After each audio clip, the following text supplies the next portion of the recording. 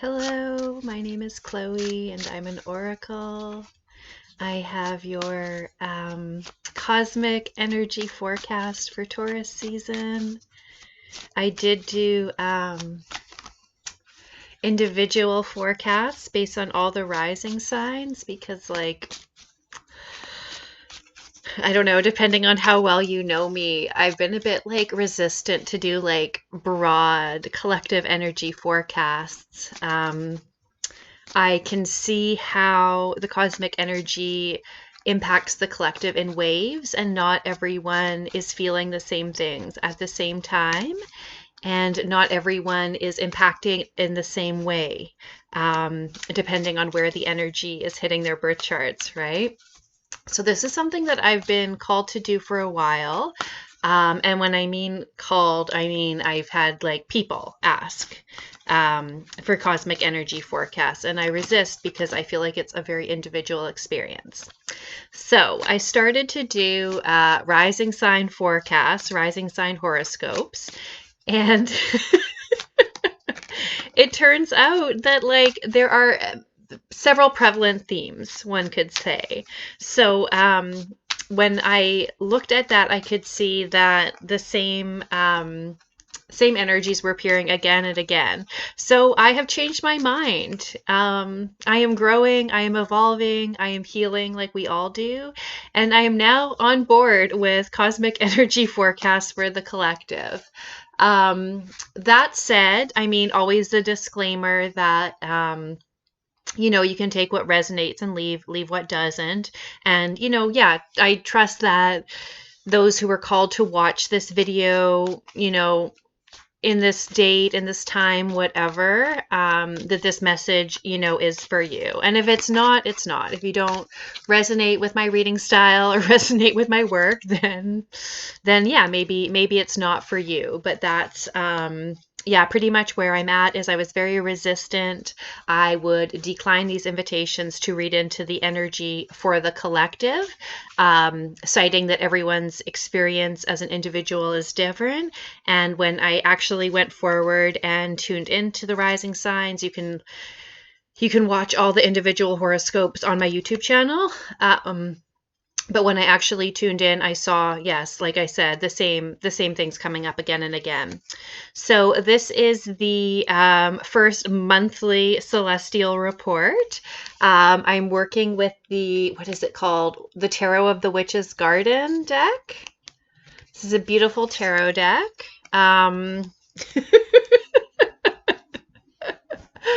So what I do is I tune into the astrology and get a sense of that vibe.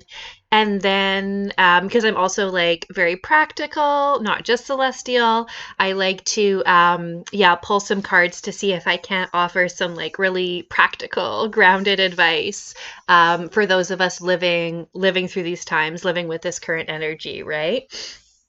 So the most occurring card was the King of Pentacles.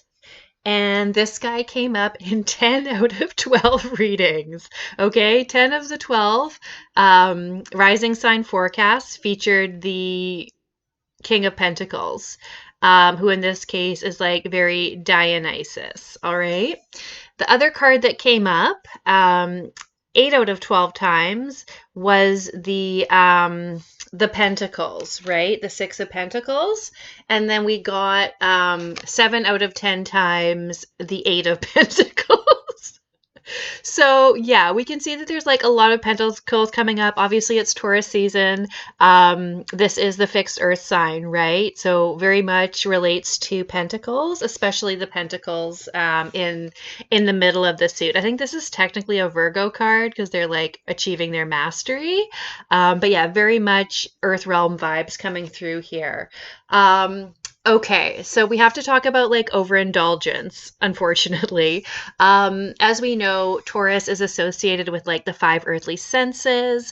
They have a great taste and, prefer higher quality materials, cuisine, experiences. They're associated with luxury and embodiment. So it makes sense that, we might want to overindulge during Taurus season. Okay. So that's the first thing that kept coming up over and over and over again, is that you might feel called to indulge. So here's the thing, right? Like, we want to appreciate. Okay, we want to appreciate food, and like wine is definitely all over that card as well too. So I'm not here to tell you like not to drink and not to enjoy your food, but it's about slowing down. Like Taurus being fixed earth is very slow. So you're going to enjoy that meal, enjoy that wine, enjoy that dessert. Really prolong the experience, delay the gratification, don't be rushing, right? It's like serving the food, smelling the food, tasting the food, enjoying the food, right? No need to rush. There is something that relates especially to the Mars opposite Lilith and Moon conjunction thing that's going on. As far as the reciprocity card goes with the Six of Pentacles. So, yeah, how do I want to say this? Well, as you know, I'm not like one of those like love and light type people. I am very much like a balance of like the love and the light and the shadow and the power, right? So, I'm not about light washing and just focusing on the positive. I will acknowledge it's true, that if we focus on the positive, more good things come to us because that's what we're tuned into seeing. Whereas if we're like living in fear, being negative, we do tend to pick up like on more of those energies. So that is true, but it's also true that people be bypassing like crazy, especially like in this time, right? So, thinking about reciprocity as far as like everything the earth offers, and that like moon Lilith conjunction in Virgo opposite like Saturn and Mars in Pisces, and that whole like, attack on the feminine through Mother Nature, right? So especially with the Jupiter Uranus conjunction and like enlightenment and unexpected and like blowing that all up, I can definitely see some sort of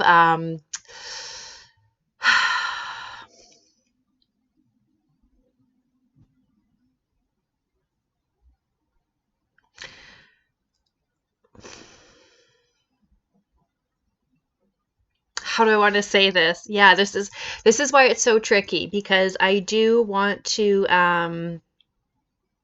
keep it real and be taken seriously, but yeah, there's only so many ways you can say things that make it sound nice, and it's almost like the earth needs to show us that she's in charge. um Not like take revenge on us for treating her so poorly, but we will have to pay the price for neglecting care of the earth and like denying. um well, we're not even allowed to call it global warming anymore. It has to be called climate change, right? Because that's more like ambiguous. Anyways, so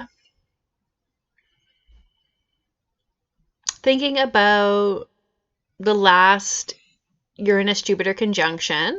I mean, the last Uranus Jupiter conjunction in Taurus, that was like World War II, right? So, like, nobody wants to talk about that. Shocking, right? Like, what were the vibes leading up to World War II? It wasn't just like, okay, it's on. I mean, things clearly like escalated to the point that it like became that, right? So,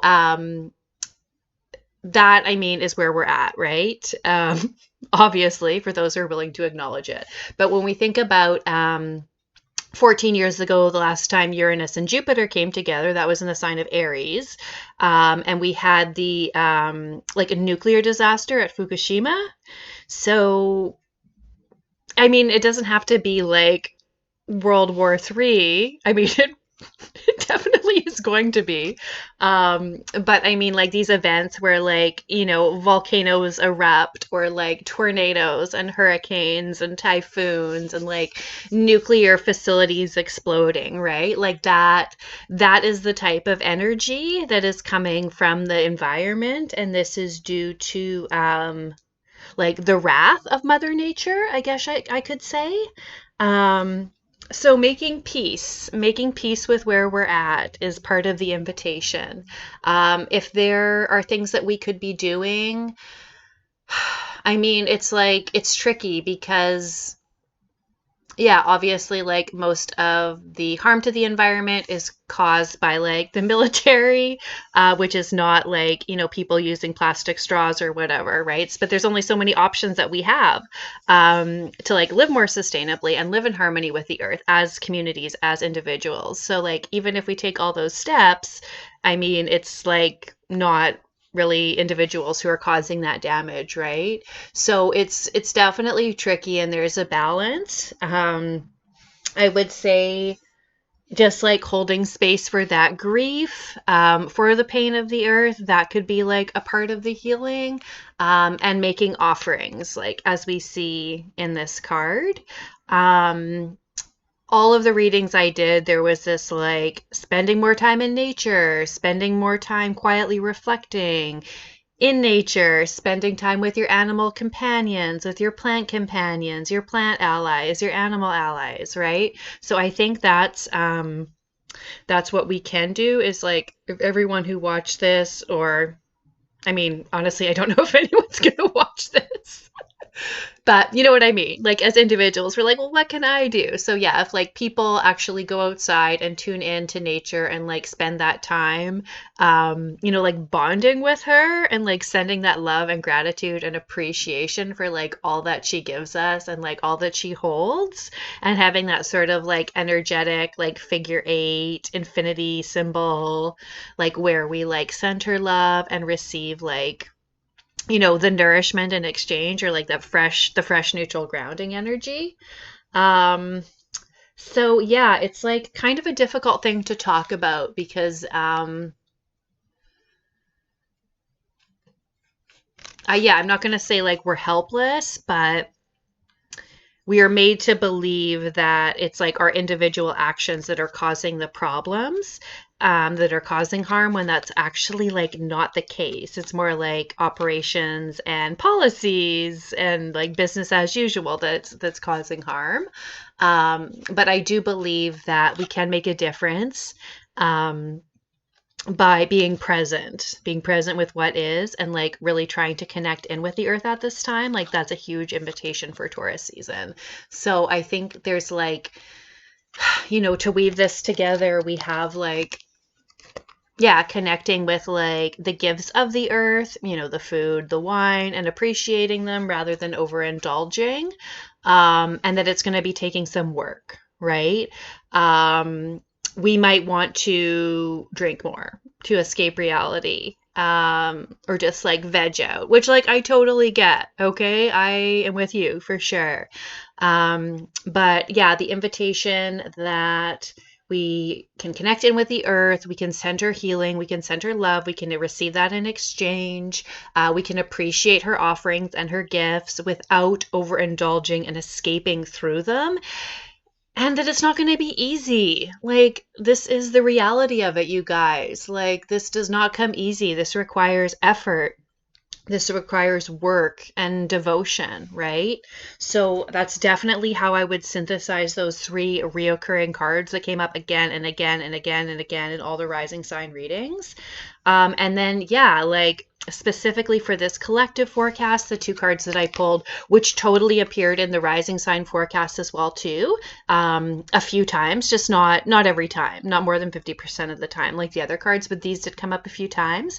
And these queens came up also, yeah, just now when I pulled for like the collective as a whole for Taurus season.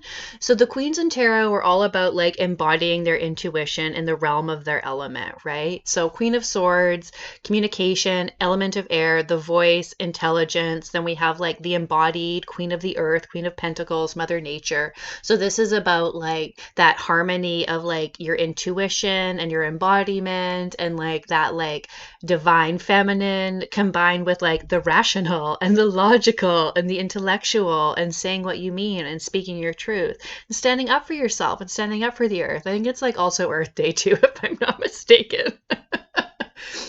So perhaps like the work becomes less difficult, or you can really get into like a nice groove when you're like always considering and constantly balancing and recalibrating like the feminine earth element and like the more masculine air element, right? So like intellect and embodiment, like those are the two things that are we're being asked to integrate, right?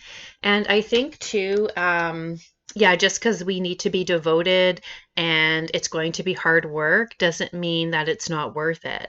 I think that if it's hard work, it means that it is worth it, right? Finally, feel your feelings, process the grief, Three of Swords. That's always a good one. Yeah, just thinking about this one and how it doesn't speak to like something bad that's going to happen. It's like it's already happened and you need to acknowledge that and grieve the grief, feel the feelings, transmute the feelings to wisdom, that kind of thing. So, yeah, there is a lot here. So I do appreciate, you taking the time to spend a few minutes with me while I unpacked all of this. I know it's not necessarily easy, but I think there's some pretty clear and wonderful invitations, from the divine at this time, Taurus season, right?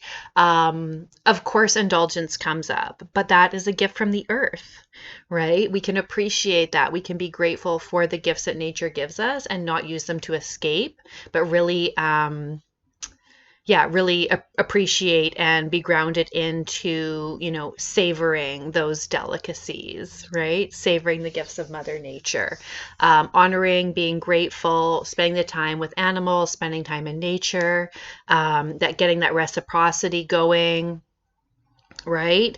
And that it's going to be work.